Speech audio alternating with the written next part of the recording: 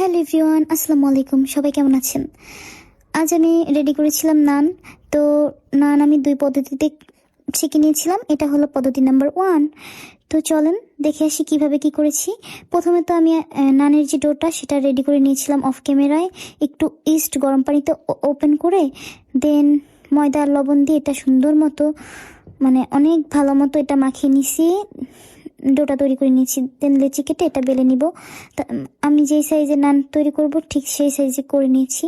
তো আজকে আমি বানিয়েছিলাম এটা পাতিল নান। এটা আমি নাম যেহেতু পাতিলে ছেঁকেছি, তো এই নানটাকে আমি নাম দিয়েছি পাতিল নান। কেমন হয়েছে নামটা জানিয়ে যাবেন। আর পাতিলের গাটা আমি সুন্দর মতো অয়েল ব্রাশ করে দিলাম। দেন নানের যে একটা বানিয়েছি, লোকেরা যেমন বানায় আর কি, নান যারা বানায় তারা এভাবেই নানটা নানের যে মেশিন ওটার মধ্যে দেয়, তো আমি ওভাবেই বানিয়েছি। ওটার মধ্যে দিয়ে অপর পাশে আমি একটু লবণ আর পানি ব্রাশ, কারণ এটার গা যদি শুকনা থাকে তাহলে পাতিল থেকে এটা একাই পড়ে যায়। প্রথমে অবশ্য লবণ পানি ছাড়াই আমি এটা ট্রাই করেছিলাম।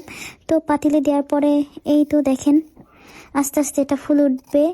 পাতিলের নানটা আমার সেভাবে অনেক বেশি স্যাটিসফ্যাকশন আসছিল না, মনে হচ্ছিল যে হচ্ছে না। তারপর পাতিলটা একটু পর পর নড়ে যায়, পড়ে যায়। আবার ধরতে গেলে হাতটাও আমার একটু পুড়ে গেছে। যাই হোক, এভাবেই আমি পাতিলে 2-3টা নান ছেঁকে নিয়েছি। দেন অন্য পদ্ধতিতে আমি নানগুলো ছেঁকেছি, ওটা আমার অনেক ভালো লেগেছে।